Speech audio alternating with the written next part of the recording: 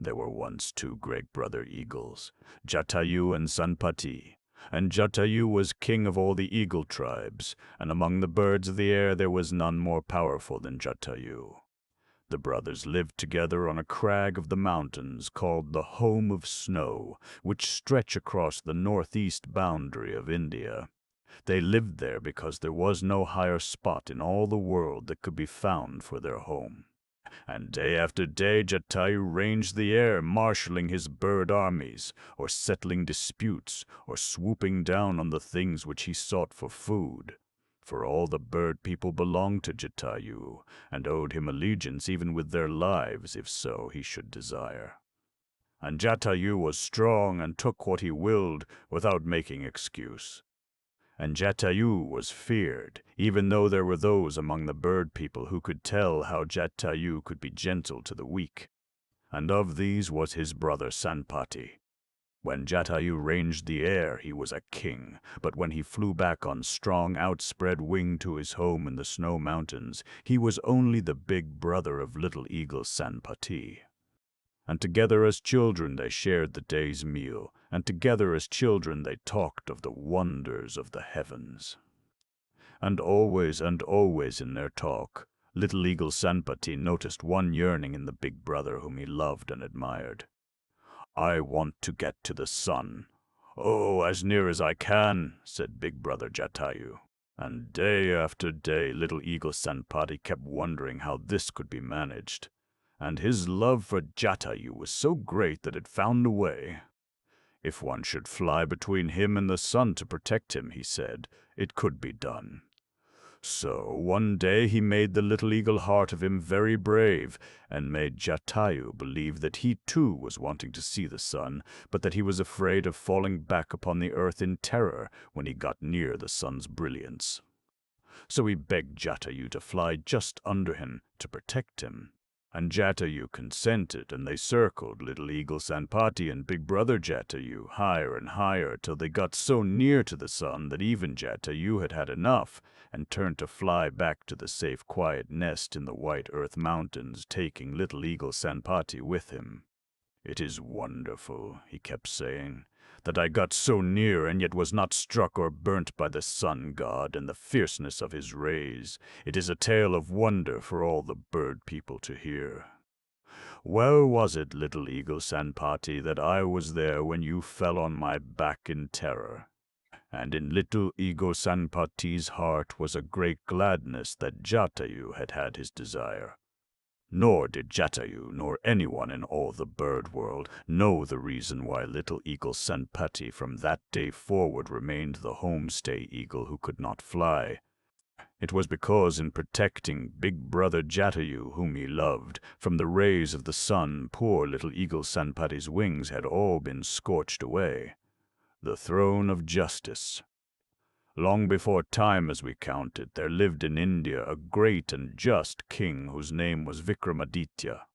When he died, his beautiful palace and city of marble fell into ruins, and people remembered nothing but his name, and that he was great and good and wise and gentle.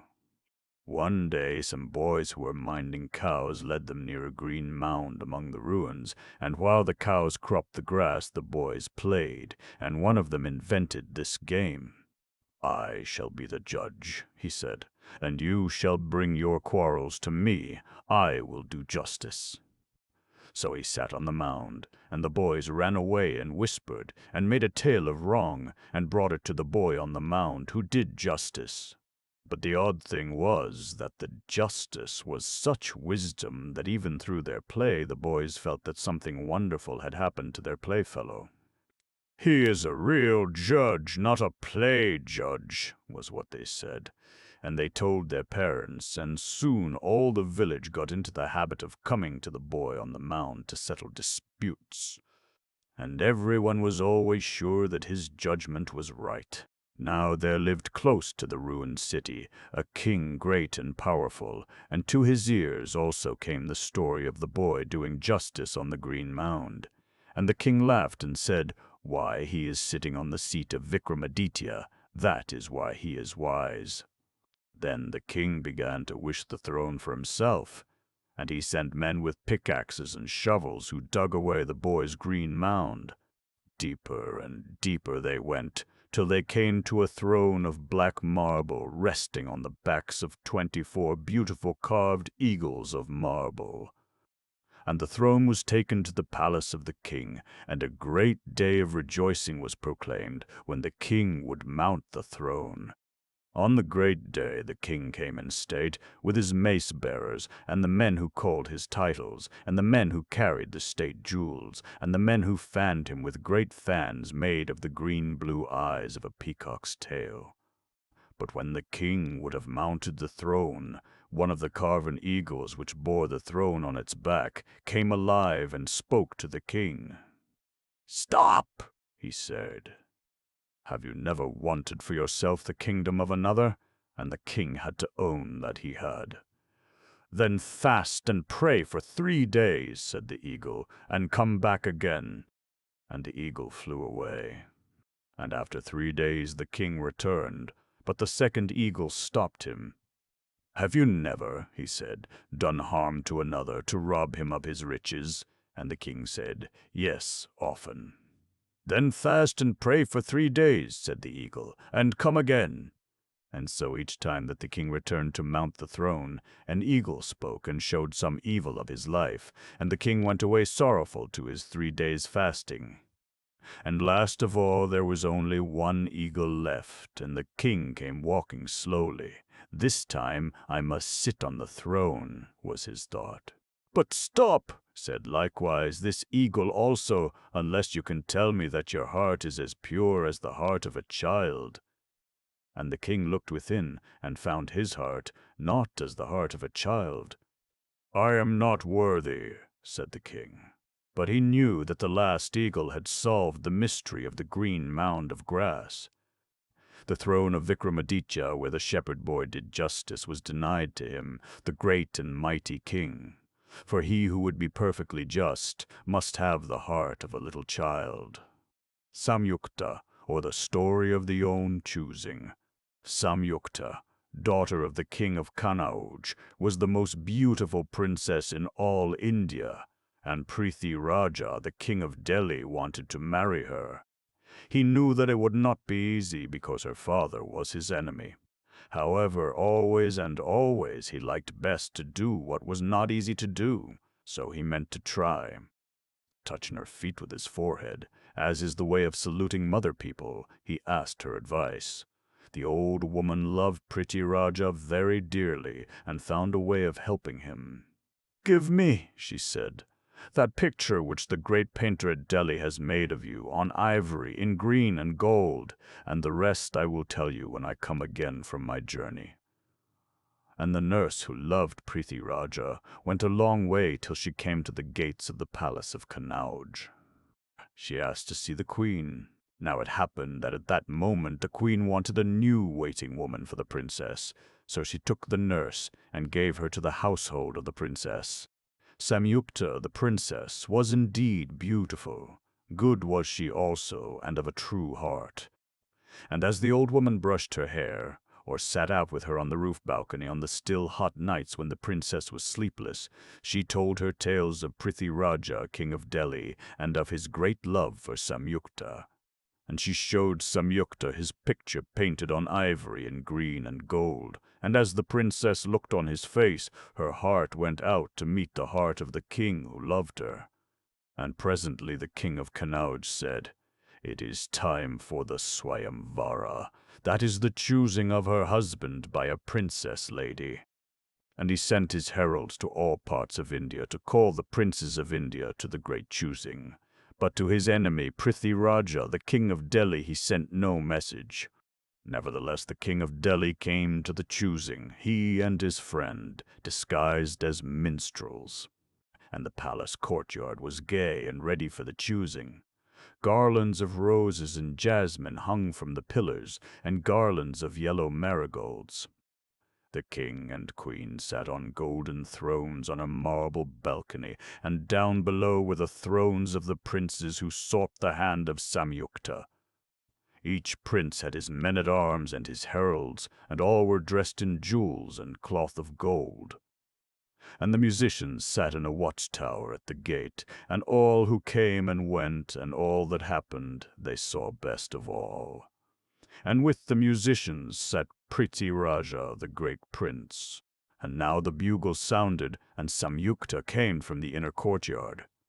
She wore a sari that flowed about her like golden water, and the golden anklets on her feet and the golden bracelets on her arms tinkled music.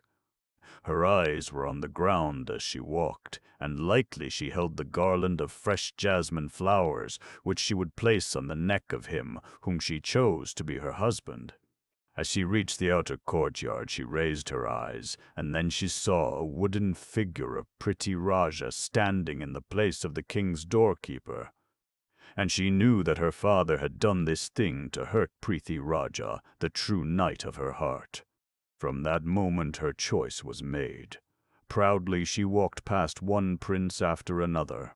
Proudly and patiently she heard the long tale of his greatness sounded by the heralds, and silently and proudly she passed on. There was but one prince left, he who sat near the doorkeeper. What would she do? The king and queen leaned out of their marble balcony, and all the great crowd watched breathless. But the last prince also did Samyukta reject, and turning to the wooden image of Prithvi Raja, who had had no invitation to the great choosing, she placed on its neck the garland, kept for her true knight alone. Then was there a clash of steel as the king and all the princes rose in wrath. Surely for this insult Samyukta would now be bound in chains and sent to the deepest dungeon of the palace. But quicker than wrath was love. Prithvi Raja the minstrel, mounted on Prithvi Raja the king's swiftest charger, was at her side, and stooping lifted her to his saddle, and rode away swiftly to the gates of Delhi. And this was in the days long ago, when men were knights, and fought for their ladies, and did with their own hand a thing which was not easy to do. The man who made himself an archer. There was a master archer whose name was Drona, and it was he who taught all the princes of India to shoot, so that none could conquer them. Now he was jealous for the honor of the princes. And there came to him one named Ekalavya, the king of a caste that was not the soldier caste, who said, "Teach me to shoot." But Drona made answer, "You are not of the knightly caste. I cannot teach you." For he was afraid that the low-caste man might become the equal of the high-born princes. Then Ekalavya went away very sadly to the forest, and built a shrine to Drona, the master archer. And he thought about him, and fasted and prayed night and day for skill in shooting, and night and day he practiced ceaselessly, shooting arrows into the distance, shooting and shooting. And he forgot the riches of his palace and all the pleasures of the world, in reaching out to his great desire. One day Drona and the high-born princes were out shooting in the forest, and they had with them a dog. And the dog strayed from the princes and lost his way, barking in the darkness for his masters, not far from the shrine of Ekalavya. And Ekalavya heard, and shot an arrow in the direction of the sound, and the arrow went straight into the dog's mouth. And the dog ran howling to his masters. And they were very angry, for, said they, "Someone who can shoot has sent this arrow into the dog's mouth."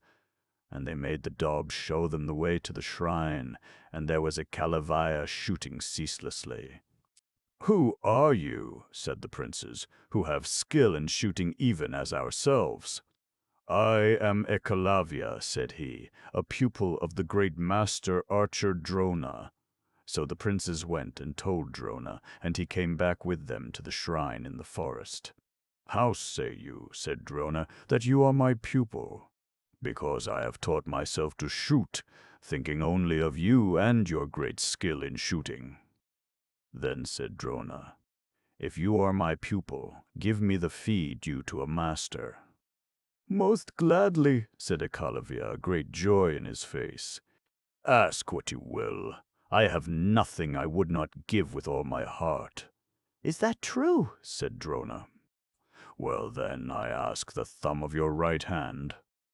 And Kalavaya, allowing no look of sadness to spoil his gift, cut off his thumb without a word and laid it at the feet of the master archer. But Drona spurned it and walked away. Then Ekalavia turned again to his shooting, but he found that, with the loss of his thumb, his skill had gone forever. So were the great ones left without a rival. But in heaven the gods said, Ekalavia is truly of the knightly caste, and men knew it not. The bluebird and the archer. One day Drona, the master archer, made trial of the skill of the princes his pupils. He had them all out before him together. Take your bows and arrows, said he, and be ready to shoot when I tell you, at the bluebird in yonder tree. Prince Yudhisthira, being the eldest, was called first. Be ready to shoot, said Drona. But tell me first what you see. Do you see the bird? Yes, said Yudhisthira. What else do you see? Myself, your brothers, or the tree. I see yourself, my brothers, the tree, and the bird. 3 times Drona asked this question, and 3 times was he thus answered. Then, very sorrowfully, he turned from Yudhisthira. Not by him was the bird to be shot. Prince after prince he questioned on this wise, and all alike made answer, I see you, my brothers, the tree and the bird. And now there was but one prince left, Arjun, the master's favorite pupil. Tell me, Arjun, with bow bent, what do you see? I see a bird. Do you not see myself, your brothers, the tree? I see the bird alone, said Arjun, not you, nor the tree, nor my brothers. Of what color is the bird? I see only a bird's head. Then shoot, said Drona joyfully, and even as he expected, as soon as the arrow sped from the bow, the bird was headless. Draupadi and the great game. When Arjun grew to be a man, one of his first battles was against a king called Drupada.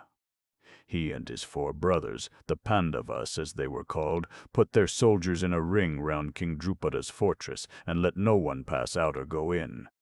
In a week all the king's servants were dead, and the brothers marched into the palace and took all that they wanted of gold and emeralds, of horses and chariots. The lady Draupadi also, the king's daughter, became theirs by the rules of war, and Draupadi lived happily with her mother-in-law and the princes.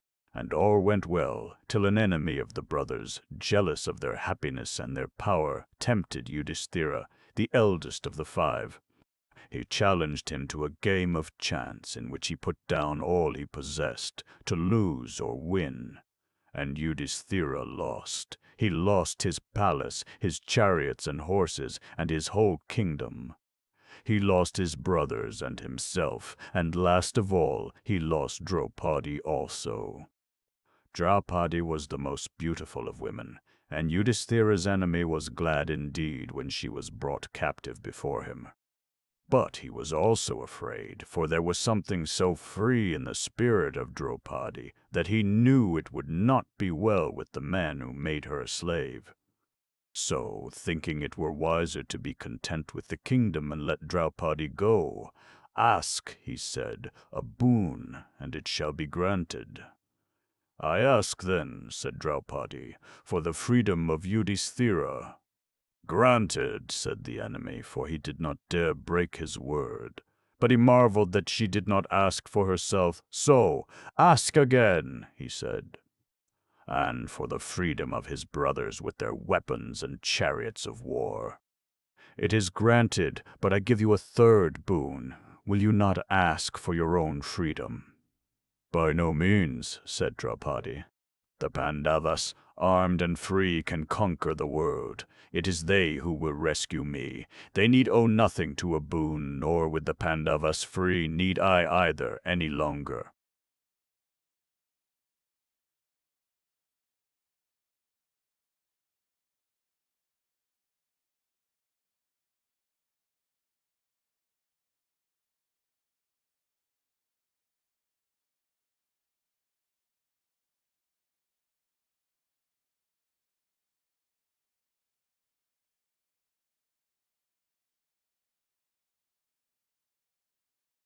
Everyone knows the name of Dhritarashtra, the uncle of the 5 great soldier men, the Pandavas. Dhritarashtra was blind, and Dhritarashtra was alone in his blindness. And when Gandhari, his bride, saw the hurt of his loneliness, "Let me into him behind his bars of darkness," she said to the gods. And she bound her eyes tightly, and day and night were alike to her forever. But Dhritarashtra was no more lonely in his night of sightlessness. The story of the maiden knight Drupada, the king of the Panchalas, had prayed for a son that he might destroy his enemy, the master archer. But his wife was childless. Then, as he still prayed and prayed, Shiva appeared to him and told him that he should have a son who should first be a daughter, and in due time a daughter was born to him. But the queen said, "She is a son," and so great was her faith that she prevailed on the king to proclaim the child a son and to perform the son's ceremonies. And the child was called Shikhandi. And she grew strong and beautiful, but was seen of none save her parents and her faithful nurse. All too soon it was time for her to be married. And again, by the advice of the queen, they sought for her the most beautiful princess in all India. "We must believe the word of the gods," said the queen. But at last the secret was known, and the king whose daughter was sought in marriage was very angry. "I have," he said, "been insulted," and he prepared to make war on the Panchalas. And Shikhandi's father felt that he had done wrong and had been deceitful, and he was afraid. But Shikhandi's mother said, "We only relied on the word of the gods. Be unafraid as I am unafraid, and prepare to defend the kingdom. She shall be a son." And Shikhandi, sad at heart that she was the cause of all this trouble, wandered forth to lose herself. "If I am not here any longer, the king and my father will make peace," was what she said in her heart. And, wandering, she came to a great forest and to a great house, the doors of which were open. And the house smelt of smoke and incense, and yet no one was there, and it seemed to have a host, and yet was hostless. And Shikhandi sat down in the house and brooded, heeding not time nor self, in her great desire to save her people. And to her presently came the kind Yakshas, whose the palace was, and he asked her what she wished. "Make me a man," said she, "a perfect man. My father is about to be destroyed, and if I were a man this would not happen. Make me, O Yakshas, a man, and let me keep that manhood till my father is saved." And the Yakshas was moved with pity, and gave her his manhood and his mighty form, till she should fulfill her object. So she went forth a warrior, in the form of Sthuna, the Yakshas. And the king of wealth, coming that way, found Sthuna the woman sitting alone in the palace, and between laughter and disgust. "You shall remain a woman," he said. But later he was sorry, and he added, "Till Shikhandi's death." So was fulfilled the promise of Shiva. She shall be first a daughter, and then a son, Shikhandi, maiden knight. And the mother of Shikhandi was full of a great gladness that she had believed the word of the gods. The way of friendship, simple is the way of friendship.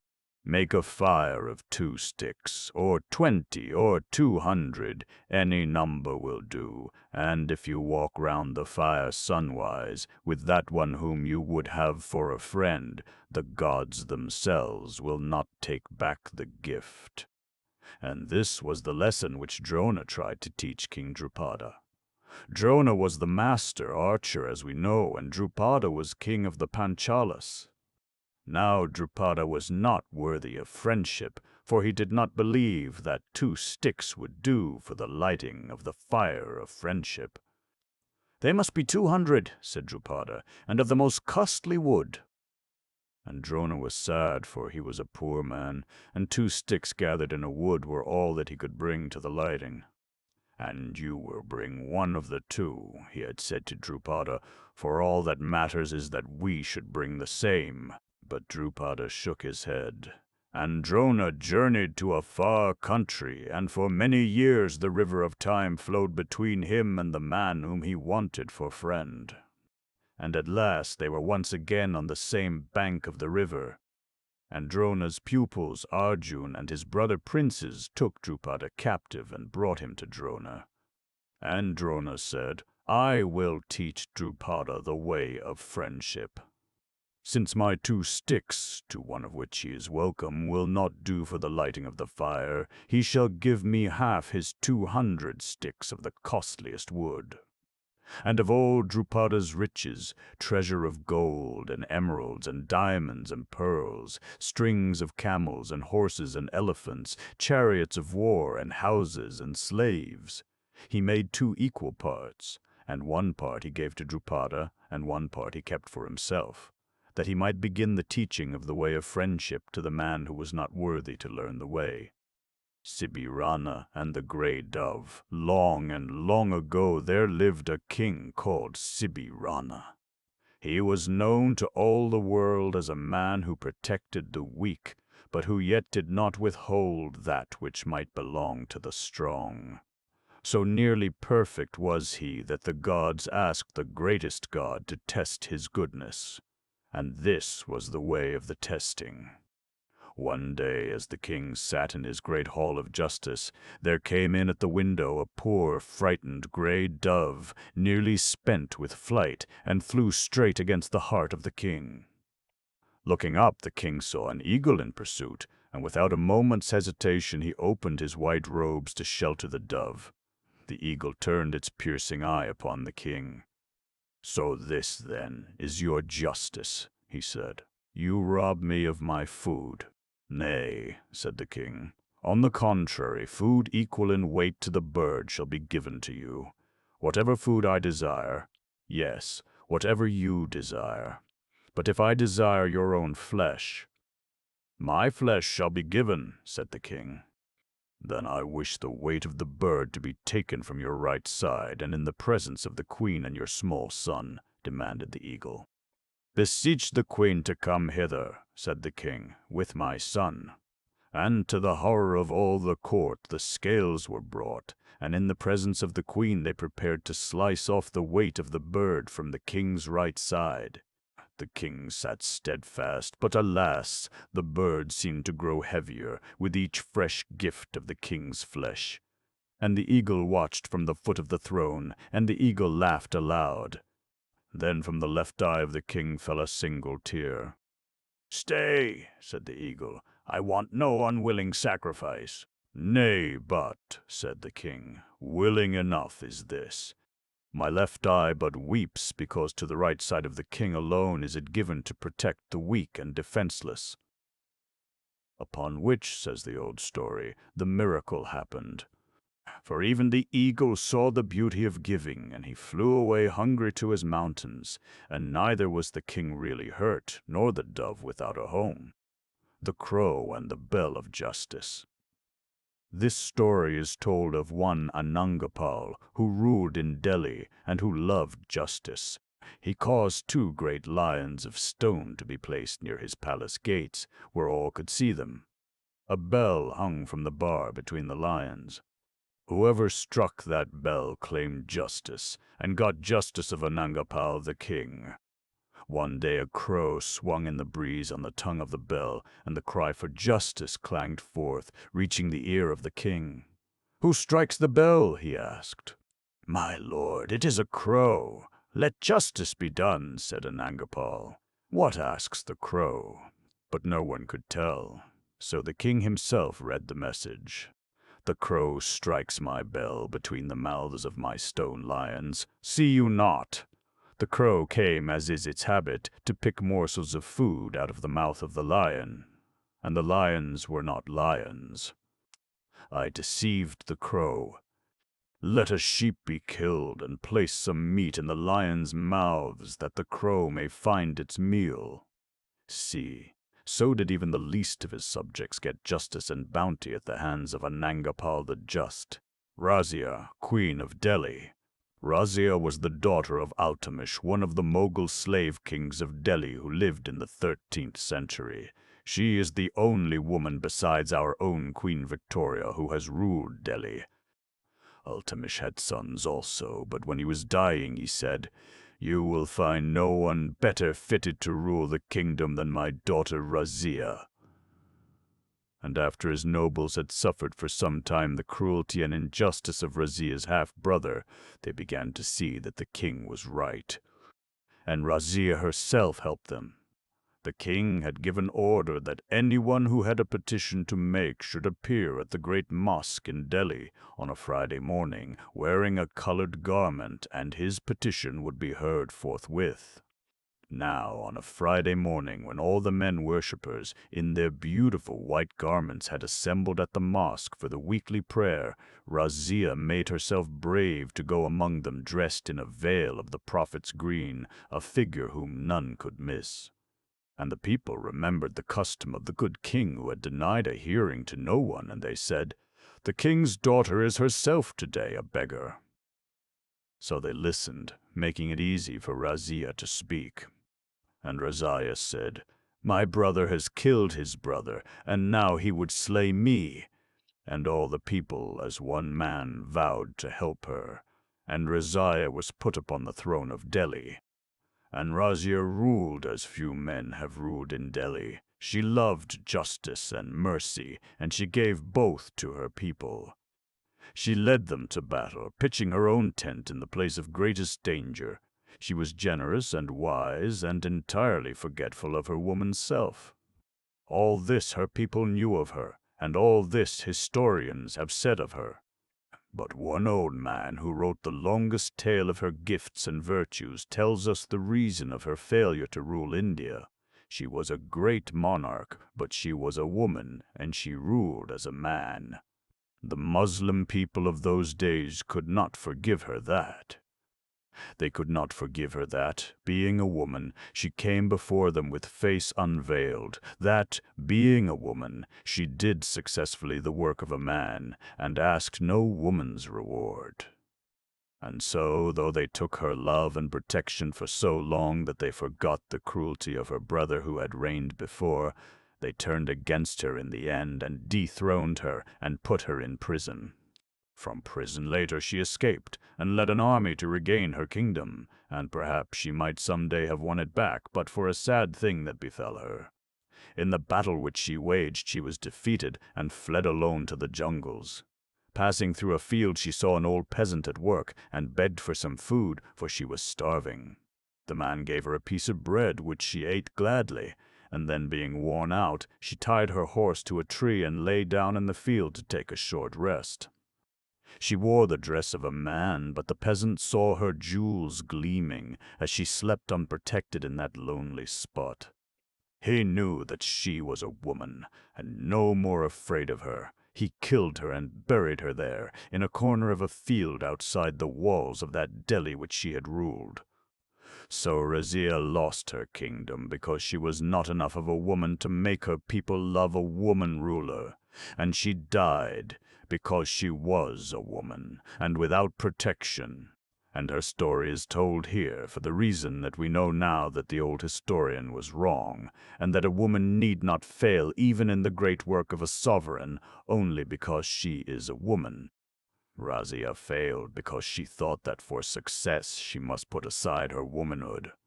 Our Queen Victoria succeeded. And one of the things which we know that she gave to her people was that same great heart of a woman and a mother, which poor Razia believed that she must slay, Baber the tiger.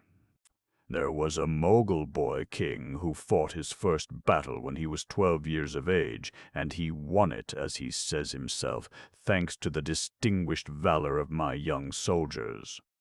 But like the boys in fairy tales, he had wicked uncles who made trouble for him, and before he was 17 years old he had won and lost 2 of his kingdoms.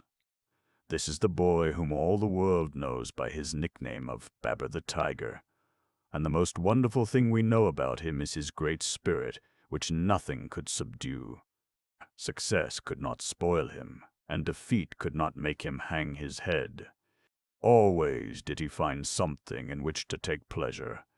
Driven away from one of his early attempts to take Delhi, he has a race with two of his officers, and he writes of the first meal which he ate in hiding as of a royal banquet. Such peace and plenty, nice fat meat, bread of fine flour, well-baked sweet melons, excellent grapes. Again, I could not, on account of one or two defeats, sit down and look idly around me, he tells us, and we find him getting to work again immediately. Many years of wandering were before him. He had only 2 tents and less than 300 followers. They had to bear thirst and hunger, pain and poverty, but the joyous spirit of the tiger boy carried them through all. And his tenderness and love and thoughtfulness were as his courage and good cheer. He gave his own tent to his mother, who shared his wanderings, and for her, as for his followers, he gathered brightness from every smallest thing, from tulips and grasses, from animals and birds and insects.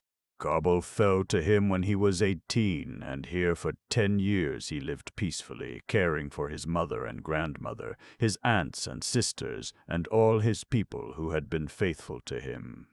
Here also he married the lady whom he called Maham, my moon, of whom we know only because of Baber's great love for her.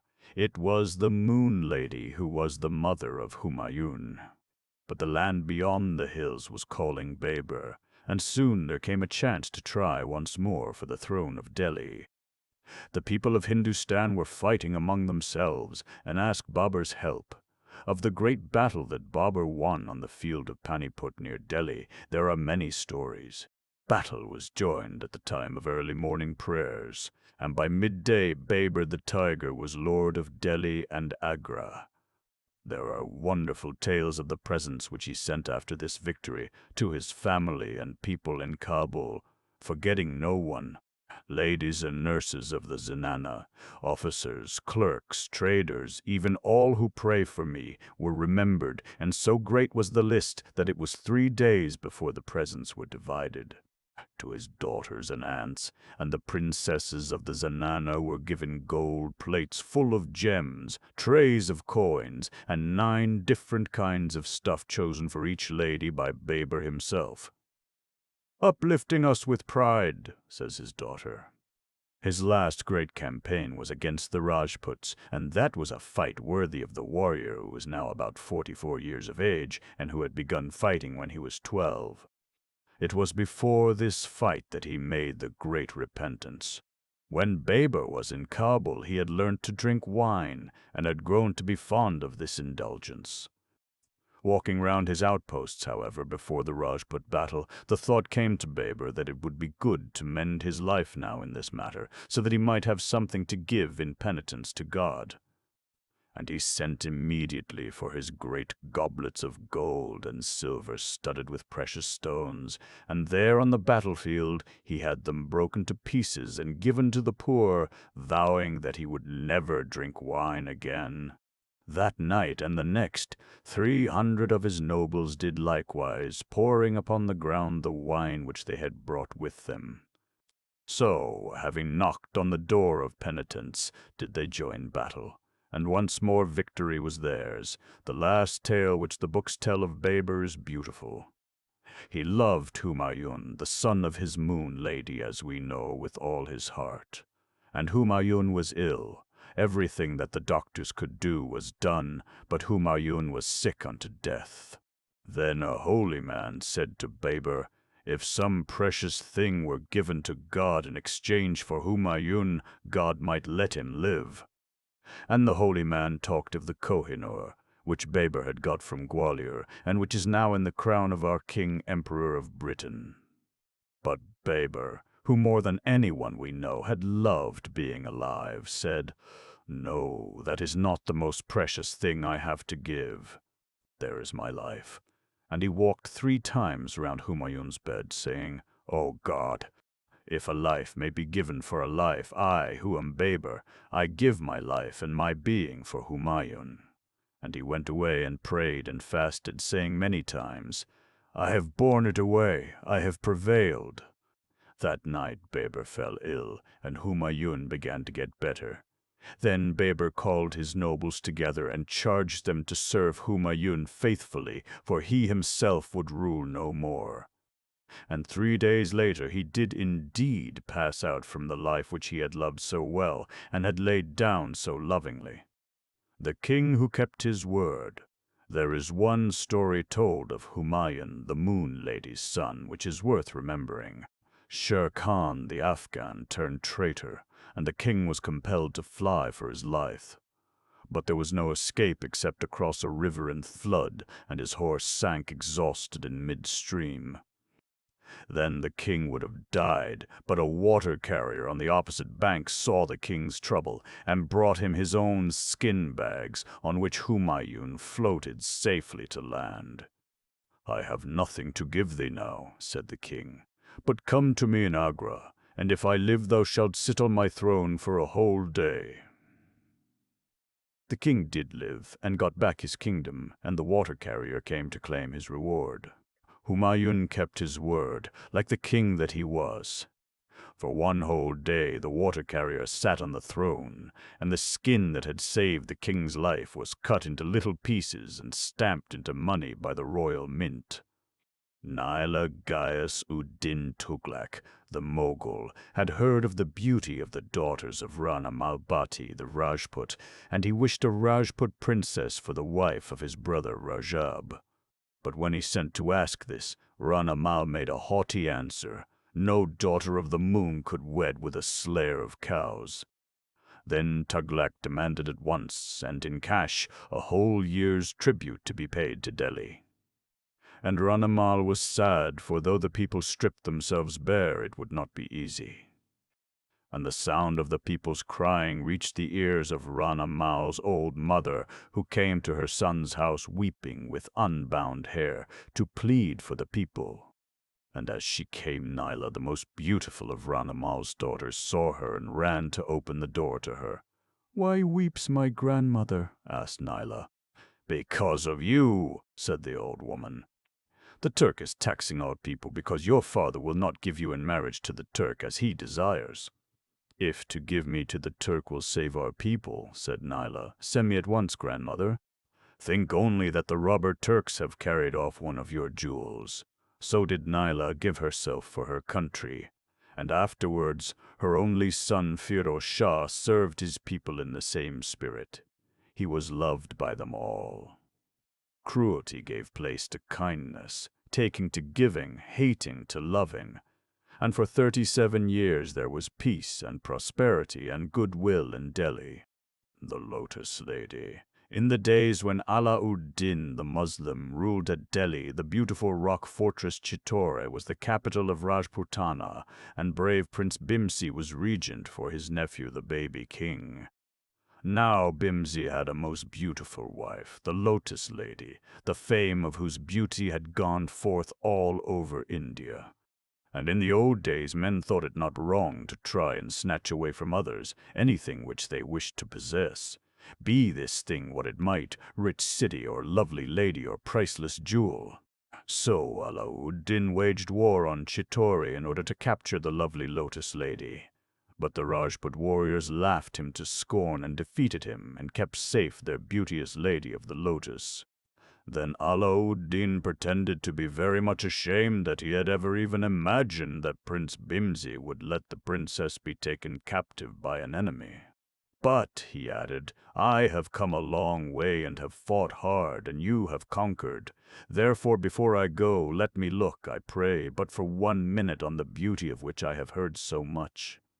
Let me see the face of the princess lady, just for a breathing space, not openly, but in a mirror, so that I may have in my soul a vision of the perfectly beautiful to help me in the days that remain." And Bhimsi was so noble a knight that he was moved by these words to grant his enemy his desire. Alauddin pretended to be very grateful, and the courteous knight Bhimsi was sorry for the enemy whom he had defeated. Thinking him to be also a knight and bound by knightly courtesies and honor, he accompanied him alone outside the gates of the city to set him on his way. But when Ala-ud-Din got Bimsi alone and at his mercy, he carried him captive to his own camp. Only in exchange for the Lotus Lady herself, he declared, would he release the Rajput Prince Regent. Then all the knights and warriors of Chittor took counsel with the princess as to what should be done. And the Lotus Lady was brave, for she loved her lord very dearly. So in concert with her nobles she arranged that word should be sent to Ala-ud-Din that she was coming, as he commanded, to release her lord, but that she craved a few minutes' speech of her lord before parting with him forever. And Ala-ud-Din granted her request. So, for the camp of the enemy set forth a great procession of palanquins and mace-bearers, and Ala-ud-Din was not afraid, for he knew that so great a lady might not be abroad without her waiting, women and her mistresses of the robes, and her mace-bearers, and the slaves who did her bidding, one slave for each separate little duty of the care of her lovely person. And now the Lotus Lady was at the prisoner's tent of her lord, and now she had bid him farewell, and the long line of palanquins had turned once more towards Chittor. And Ala-ud-Din said, "Ha! Now will I have both the prince and his bride." And he ordered the palanquins to stop, thinking to make an easy capture of the prisoner whom he had just exchanged among the palanquins of the women folk. But the warriors of Chittor had prepared a surprise for Ala-ud-Din the traitor. Forth from every palanquin streamed the bravest of Chittor's Rajput knights.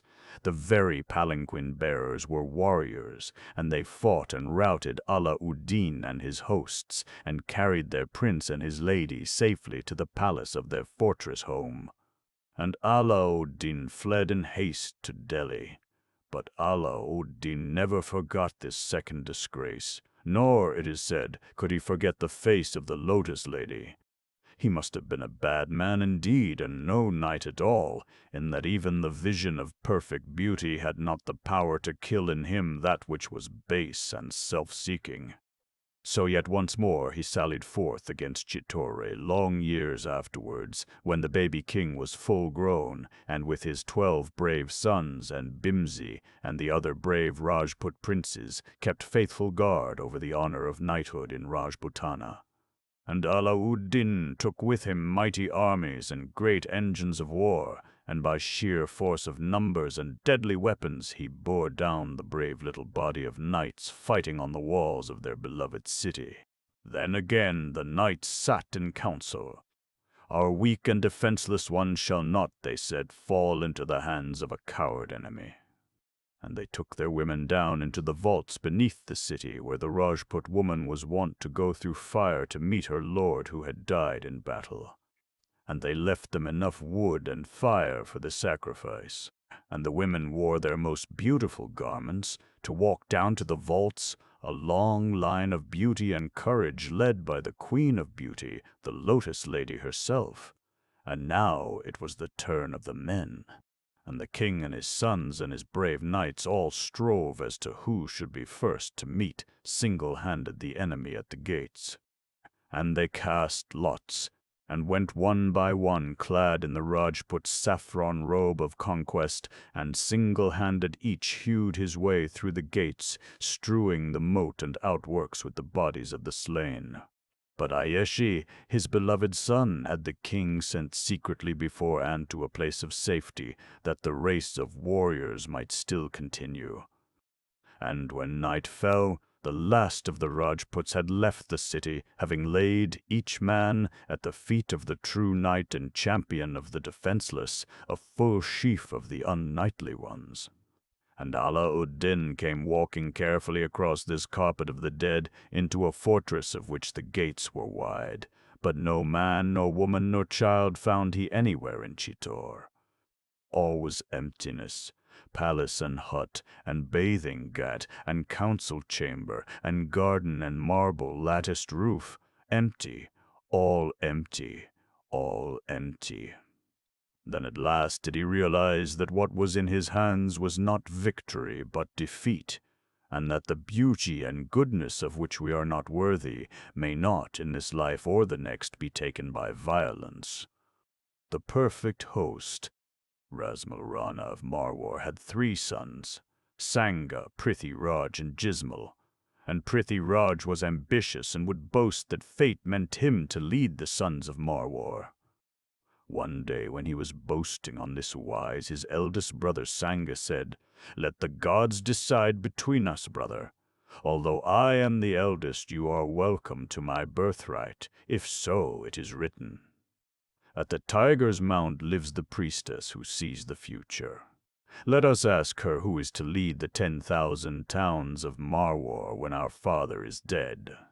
So they rode on together to the tiger's mount. The cave was empty, and they sat down to await the priestess. The cave was simply furnished, a bed, a panther's skin, a beggar's bowl of water. Prithi Raj made for the bed, but Sanga sought the hearthrug, and the priestess entered and looked at Sanga. "In olden times," she said, "the panther's skin was the seat of princes. As now you sit on this skin, so one day shall you sit on the throne of Marwar." At this Prithi Raj drew his sword and would have slain his brother, but their uncle stepped between, and Sanga escaped. He rode hard, his horse bleeding from sword thrusts, for Jismal, his younger brother, was after him, while the uncle engaged Prithi Raj. A long way from the mount he came upon a very holy sanctuary. At its gate stood Ratore Bida, the perfect host. His horse stood beside him ready for a journey. "I am Sanga, son of Rasmalrana. My brothers seek to kill me," said Sanga. "Have no fear," said Ratore Bida. "I will defend the sanctuary while you get away. See, there is my horse." And even as he spoke, his eyes traveled to the speck of dust on the horizon. And now Jismal and his men had come up, but Ratore Bida stood alone at the door of the sanctuary. "We want Sanga. He is my guest. Then let us seek for him." "Nay, not while he is my guest," said Ratore Bida, the perfect host, drawing his sword. Alone he stood against them. And when at last they forced their way into the sanctuary over his dead body, Sanga was far away in safety, and the perfect host had kept his tradition of hospitality. The dove girl and the prince. There was once a Persian prince of noble birth who lost all his money, so he left his country and came to India, bringing with him his wife and 3 children. "It will not," he said, "be so hard to be poor in a strange country." He traveled with a great many other people, all coming through the snow mountains and passes and wild, bleak places of Afghanistan. The women rode on camels, slung in cages on either side of the driver, and most of their luggage also was carried in this way. The men walked, and the journey took a weary long time for man and beast. The travelers halted to cook their food, and they halted again to sleep by great watchfires, till the dawn star told them that it was time to go on once more. One day a baby was born to the wife of the Persian, and he was very cross. "It is only a girl," he said, "and no use at all." So when no one was looking, he laid it on the grass by the roadside, and meant to go away and leave it there to die. Now it happened that a great man, known at the court of the Emperor Akbar, was also traveling with the pilgrims for safety. For there were many robbers in those days, and only if a man traveled with a crowd of people in what was called a caravan could he be safe. And the great man saw the poor little baby lying alone on the grass, and, as it seemed to belong to no one, he said he would take it for his own. And he looked about among the women in the caravan for a nurse. And the baby's mother came forward and said, "Please let me be nurse." So the baby had its own mother after all to care for it. Now the great man from Akbar's court was so kind that the woman told him all her story, and he asked to see her husband and her sons, and sent them all to the emperor himself for protection. So it came to pass that the man from Persia got work and honor at the emperor's court. And the baby born by the roadside grew very beautiful and was called Mir-un-Nisa, which means the son of womankind. She lived near the palace, and would go with the women into the palace gardens whenever the great fairs took place, where the Zenana women sold their lovely work and embroideries. And at one of these fairs, Prince Salim, the emperor's son, lost his way in an empty part of the garden where he could see no one but a small girl at play. He had in his hands his two favorite doves, and, wanting to fly kites with the boys at the fair, he told the little girl, who was our son of womankind, to hold the doves till he should return. "Take care," he said, "don't let them fly." When he came back, Nisa had only one dove in her hands. "Where is the other?" said Prince Salim. "I let it fly," said Nisa. "And how did you do that, stupid one?" said the prince angrily. "Just so, my prince," said Nisa, opening her other hand, from which the second dove also flew happily away. She looked so beautiful in her naughtiness that the prince fell in love with her that minute. And many years afterwards, when he became emperor, he married her and changed her name to Nir Mahal, the light of the palace. And again, for she seemed more beautiful still to him every day, he changed it to Nir Jehan, the light of the world.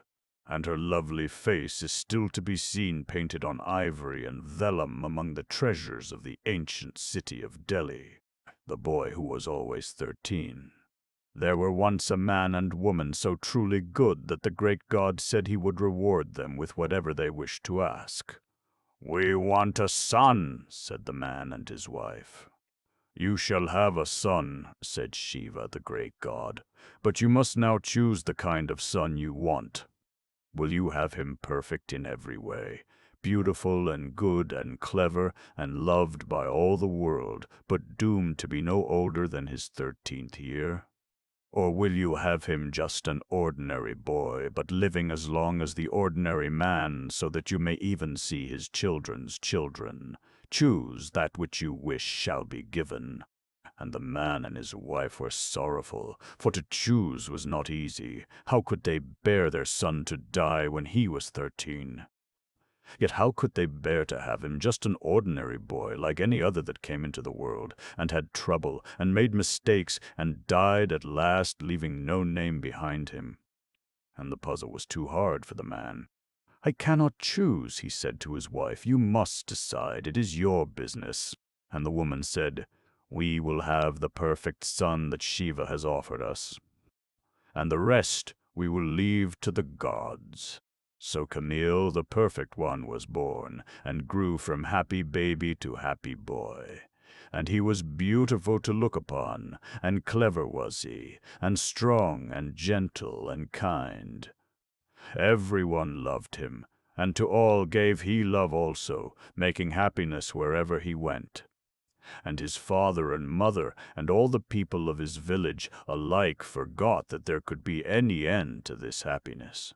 But the King of Death did not forget. No older than his 13th year, had said Shiva, the great god, and Camille, the perfect boy, was in his 13th year.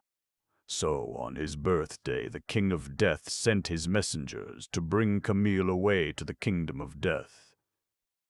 "It is only another kind of life," said the messengers. "Do not be afraid. Come with us. The king himself is waiting to receive you." But the boy said, "Why should I come? I want no other kind of life. This life I love. Why should I come?